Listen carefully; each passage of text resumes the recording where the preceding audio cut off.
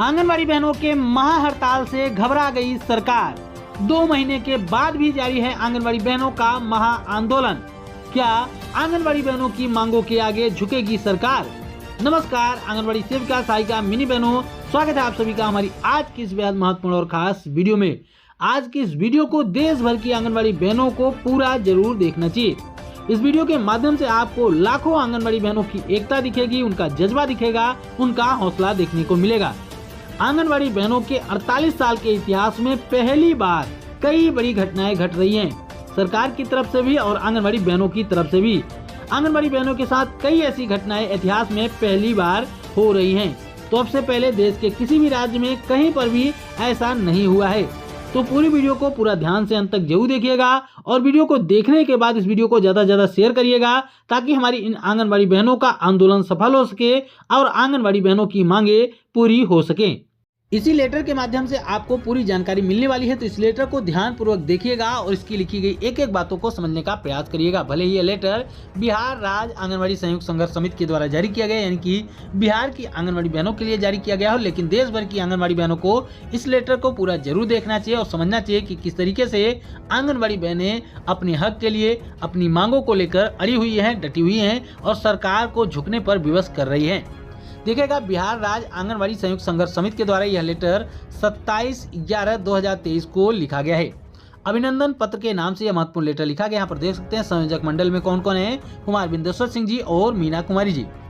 यहाँ पर देखिए लिखा गया है कि प्रिय बहनों, दिनांक 26 नवंबर 2023 को बिहार राज्य आंगनबाड़ी संयुक्त संघर्ष समिति केदार भवन अदालतगंज पटना की बैठक जमाल रोड पटना में अनीता झा की अध्यक्षता में संपन्न हुई। लेटर थोड़ा सा बड़ा है, तो ध्यान पूर्वक देखिएगा, इसकी लिखी गई एक एक बातों को समझिएगा, तभी आपको सारी बातें स्पष्ट रूप से समझ में आएगी। और लेटर बहुत ही ज्यादा महत्वपूर्ण है, बहुत ही ज्यादा इन्फॉर्मेटिव है, तो पूरा लेटर ध्यान से देखिएगा। लिखा गया है कि बैठक में दिनांक 29 सितंबर 2023 से चल रहे अनिश्चितकालीन हड़ताल की समीक्षा की गई। समीक्षा उपरांत संयुक्त संघर्ष समिति ने बिहार के आंगनबाड़ी सेविका सहायिका बहनों को बहादुरी से अपनी ऐतिहासिक और शानदार हड़ताल के लिए उनको बधाई दिया। उसके बाद लिखा गया है कि 29 सितंबर 2023 से बिहार में संयुक्त संघर्ष समिति के बैनर तले चल रहे आंगनबाड़ी सेविका सहायिकाओं का ऐतिहासिक और सफलतापूर्ण हड़ताल से सरकार घबरा चुकी है। यानी कि साफ तौर पर लिखा गया है कि आंगनबाड़ी बहनों के ऐतिहासिक और सफलतापूर्ण हड़ताल से सरकार घबरा चुकी है। यानी कि आंगनबाड़ी बहनों के महाआंदोलन से, महाहड़ताल से सरकार घबरा चुकी है, ऐसा कहना है बिहार राज्य आंगनबाड़ी संयुक्त संघर्ष समिति का। उसके बाद लिखा गया है कि इसीलिए बिहार सरकार अवैध ढंग से जो है वो हड़ताल को तोड़ने के लिए दमनकारी नीति अपना रही है, जो कि पूरे भारत में अभी तक किसी भी राज्य में नहीं हुआ है। जिस तरीके से पटना में, बिहार में जो आंगनबाड़ी सेविका सहायिकाओं के ऊपर गैर कानूनी तरीके से जो उनको टर्मिनेट किया जा रहा है, उनको सेवा मुक्त किया जा रहा है, वो अभी तक देश में कहीं पर भी नहीं हुआ था। आपको बता दें कि लगभग 16-17 हजार आंगनबाड़ी सेविका सहायिकाओं को अब तक चयन मुक्त किया जा चुका है।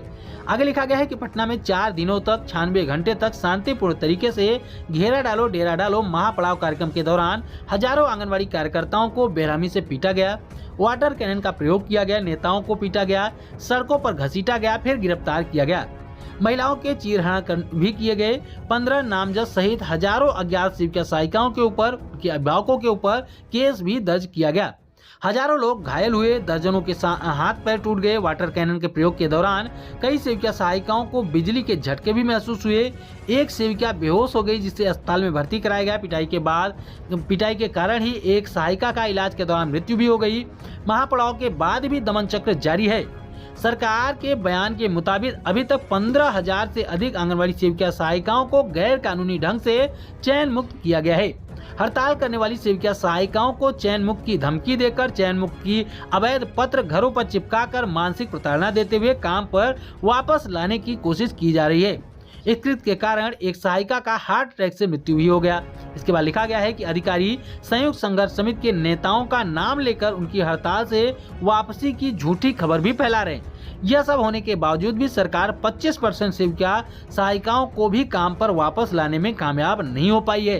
75% से अधिक आंगनबाड़ी सेविका सहायिकाएं बिहार में अभी भी अपने संवैधानिक और जायज मांगों को लेकर लड़ाई के लिए मैदान में निर्भीकता के साथ खड़ी हुई हैं। यानी कि अभी भी बिहार की 75% से अधिक सेविका सहायिकाएं जो हैं हड़ताल पर बनी हुई हैं। उसके बाद लिखा गया है उपलब्ध जानकारी के मुताबिक जो परियोजनाएं हड़ताल खत्म कर चुकी हैं वह बड़े पैमाने पर हड़ताल में वापस आ रही हैं। यानी कि बड़ी जानकारी यहाँ पर सामने निकल कर है कि जो आंगनबाड़ी सेविका सहायिकाएं हड़ताल को तोड़कर अपने काम पर वापस चली गई थी वो भी अब दोबारा से हड़ताल पर वापस आने लगी हैं। सरकार का असली चेहरा भी साफ साफ झलकने लगा है। यह लोकतंत्र का सभी मर्यादाएं तोड़ रहे हैं। गैर कानूनी ढंग से बड़े पैमाने पर चयन मुक्ति करके सरकार सभी श्रम कानूनों का भी उल्लंघन कर रही है। लेटर के दूसरे पेज पे चलिए, यहाँ पर लिखी गई बातों को और भी ध्यान से समझने की जरूरत है, तो पूरे लेटर को बहुत ध्यान पूर्वक देखिएगा।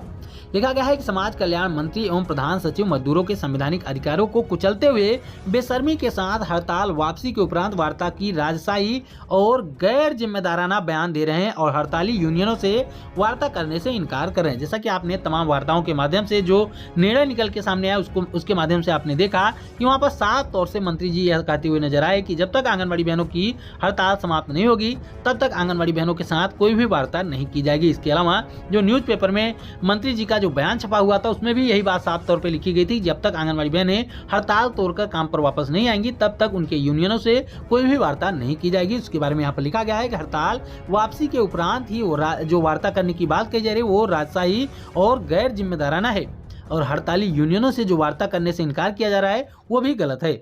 बैठक में सर्वसम्मति से अनिश्चितकालीन हड़ताल को जारी रखने का निर्णय लिया गया। यानी कि इस बैठक में साफ तौर पर निर्णय लिया गया है कि 2 महीने के बाद भी आंगनबाड़ी बहनों की ये महा हड़ताल जारी रहेगी। लिखा गया है कि आंगनबाड़ी केंद्रों का ताला किसी भी कीमत पर नहीं खोलने का निर्देश दिया गया है। यानी कि जो आंगनबाड़ी केंद्र बंद चल रहे हैं पिछले 2 महीने से वो आगे भी बंद ही रखे जाएंगे। उसके बाद जो आंदोलन की रणनीति होगी वो आगे की वो कैसी होगी, आइए देखते हैं। लिखा गया है कि संयुक्त संघर्ष समिति ने अगले चरण का जो आंदोलन है उसके लिए कुछ रणनीति, कुछ रूपरेखा तैयार किया। देखिए यहाँ पर लिखा गया है कि दिनांक 29 नवंबर से यानी कि हड़ताल के 2 महीने के बाद 29 सितंबर से हड़ताल चालू हुई थी और 29 नवंबर से पुनः परियोजना स्तर पर धरना प्रदर्शन किया जाएगा।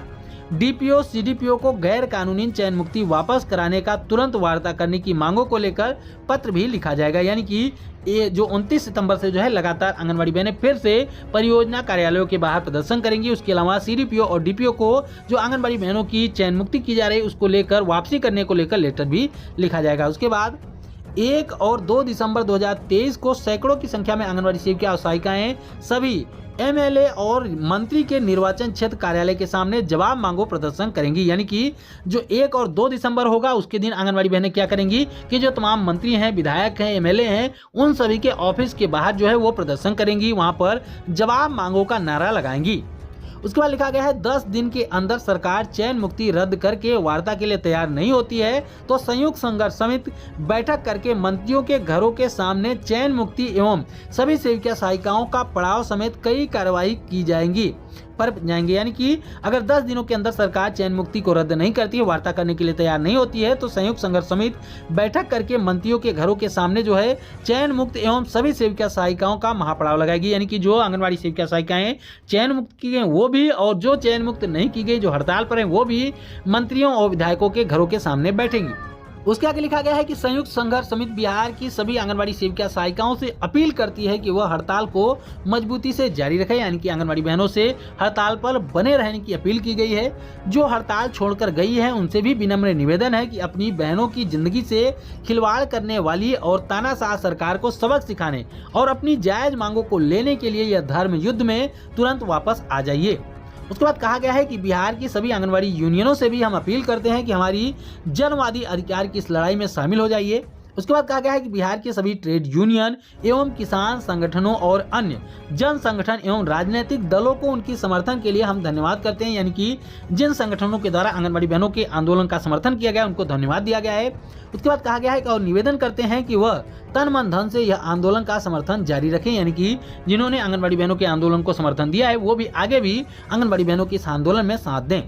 उसके बाद लिखा गया है कि हड़तालरत सेविका सहायिकाओं के चयन मुक्ति से वापसी हेतु अपने अपने संगठन स्तर पर रिपोर्ट प्राप्त करके समय अवधि में न्यायालय एवं सक्षम प्राधिकार से न्यायिक प्रक्रिया प्रारंभ करने का निर्णय लिया गया है। यानी कि जिन आंगनबाड़ी बहनों को तत्काल सेवा मुक्त कर दिया गया है उनको काम पर वापस लेने के लिए न्यायालय का सहारा लिया जाएगा, कोर्ट का सहारा लिया जाएगा, उसमें याचिका डाली जाएगी। तो इस तरीके से ये महत्वपूर्ण लेटर जो है बिहार राज्य आंगनबाड़ी संयुक्त संघर्ष समिति के द्वारा जारी किया गया 27 तारीख को। इसके माध्यम से साफ नजर आ रहा है कि अब आंगनबाड़ी बहनें जो है एक बार फिर से काफी जोश खरोश के साथ फिर से आंदोलन में जुटने वाली हैं। 29 सितंबर से चालू हुए हड़ताल में 2 महीने बीत जाने के बाद 29 नवंबर से आंगनबाड़ी बहनें एक बार फिर से सीडीपीओ कार्यालयों के बाहर प्रदर्शन करने जा रही हैं। और अगर 10 दिनों में आंगनबाड़ी बहनों की मांगे पूरी नहीं हो जाती हैं, उनके साथ सरकार वार्ता नहीं करती है, तो आंगनबाड़ी बहनें आगे बड़ी कार्रवाई करने के लिए भी तैयार हैं। तो इस तरीके से आप देख सकते हैं कि अब आंगनबाड़ी बहनों के चल रहे महा हड़ताल को दोबारा से फिर से और तेज करने की प्रक्रिया चल रही है। वैसे तो आंगनबाड़ी बहनों की हड़ताल जारी ही है, पिछले 2 महीने से लगातार चल रही है, लेकिन एक बार फिर से आंगनबाड़ी बहनों ने अपने इस हड़ताल को और भी ज्यादा उग्र बनाने को लेकर, और भी ज्यादा तीव्र करने को लेकर बिगुल फूंक दिया है।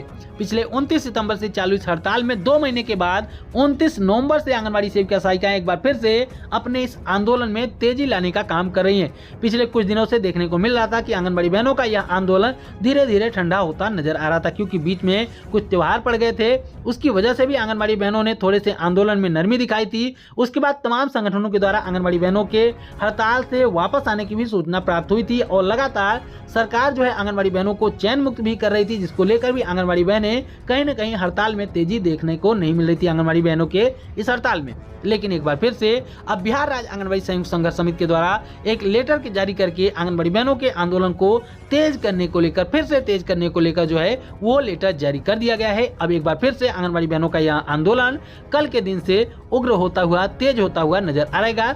आंगनबाड़ी बहनें साफ तौर पर कहती हुई नजर आ रही हैं, संगठन साफ तौर पर कहता हुआ नजर आ रहा है कि जब तक आंगनबाड़ी बहनों की मांगों को पूरा नहीं किया जाएगा, जब तक उनके साथ वार्ता करके मांगों पर सहमति नहीं बन जाएगी, तब तक आंगनबाड़ी बहनों की यह महाहड़ताल जारी रहेगी। आज लगभग पूरे हो चुके हैं 2 महीने। जी हाँ, लगभग 60 से 61 दिन जो है आंगनबाड़ी बहनों के इस आंदोलन को पूरे हो चुके हैं। इस बीच तमाम ऐसी घटनाएं हुई हैं जो कि देश में कहीं पर भी नहीं हुई थी। 15-16 हजार से अधिक आंगनबाड़ी बहनों को चयन मुक्त किया जा चुका है, जबकि इससे पहले देश के किसी भी राज्य में इस तरीके की घटना नहीं हुई है। इसके अलावा आंगनबाड़ी बहनों के ऊपर जिस तरीके से पुलिस प्रशासन के द्वारा बर्बरता दर्शाई गई, वो भी कहीं नहीं हुआ था। इसके अलावा आंगनबाड़ी बहनें जिस तरीके से जिस जोश खरोश के साथ आंदोलन में डटी हुई हैं, और सरकार आंगनबाड़ी बहनों के आंदोलन से कहीं न कहीं सहमी हुई है, क्योंकि सरकार हर संभव प्रयास कर रही है आंगनबाड़ी बहनों की इस आंदोलन को समाप्त करने को लेकर। सरकार के पास एक ही अंतिम हथियार था, वो ये था कि आंगनबाड़ी बहनों को चयन मुक्त कर दिया जाए, ताकि आंगनबाड़ी बहनें चयन मुक्ति की डर से हड़ताल से वापस आ जाएं। लेकिन 25% से भी कम आंगनबाड़ी बहनें जो हैं वो हड़ताल तोड़कर वापस आई, यानी कि कहीं न कहीं सरकार का यह हथकंडा फेल होता हुआ नजर आ रहा है। और एक बार फिर से अब आंगनबाड़ी बहनों का हड़ताल तेज होता हुआ नजर आ रहा है, तो कहीं न कहीं सरकार को अब कहीं न कहीं आंगनबाड़ी बहनों की मांगों के आगे झुकना ही पड़ेगा, क्योंकि सरकार भी अब तो ये समझ चुकी होगी कि जब 2 महीने से आंगनबाड़ी बहनें हड़ताल को नहीं तोड़ी, उनके ऊपर जितनी भी यातनाएं हो सकती थी वो हुई, कई आंगनबाड़ी बहनों की मृत्यु भी हो गई, लेकिन फिर भी जब आंगनबाड़ी बहनों ने अपने हड़ताल को जारी रखा, आंदोलन को नहीं तोड़ा, तो क्या अब आगे आंगनबाड़ी बहनें इस हड़ताल को तोड़ेंगी? क्योंकि सरकार के पास अब इससे बढ़कर कोई हथियार नहीं है। क्या आंगनबाड़ी बहनों के साथ अब क्या कर सकती है सरकार? इसलिए सरकार को आंगनबाड़ी बहनों की मांगों को पूरा ही करना होगा। आप लोगों को क्या लगता है, क्या सरकार आंगनबाड़ी बहनों के इस महा आंदोलन के आगे, महा हड़ताल के आगे झुकेगी? आप अपनी राय, अपनी प्रतिक्रिया कमेंट बॉक्स में हाँ या नहीं में जरूर दीजिएगा। और हमारी ये वीडियो आपको पसंद आई हो तो वीडियो को लाइक करिएगा और ज़्यादा से ज़्यादा इस वीडियो को शेयर करिएगा, ताकि हमारी आंगनबाड़ी बहनों का यह महा आंदोलन सफल हो सके, सफलता की ओर आगे बढ़ सके, सरकार आंगनबाड़ी बहनों की मांगों को पूरा करे और हमारी आंगनबाड़ी बहनों का यह महापड़ाव समाप्त हो जाए, आंगनबाड़ी बहनों का यह महा आंदोलन समाप्त हो जाए और आंगनबाड़ी बहनों की मांगे पूरी हो जाए। इसलिए वीडियो को ज़्यादा से ज़्यादा शेयर करिएगा और चैनल से जुड़ने के लिए चैनल को जरूर सब्सक्राइब करिएगा, ताकि आपको आंगनबाड़ी से जुड़ी हर एक महत्वपूर्ण अपडेट मिलती रहे। फिर मिलेंगे अपनी नई वीडियो में कुछ और महत्वपूर्ण खबरों के साथ। तब तक के लिए नमस्कार, जय हिंद।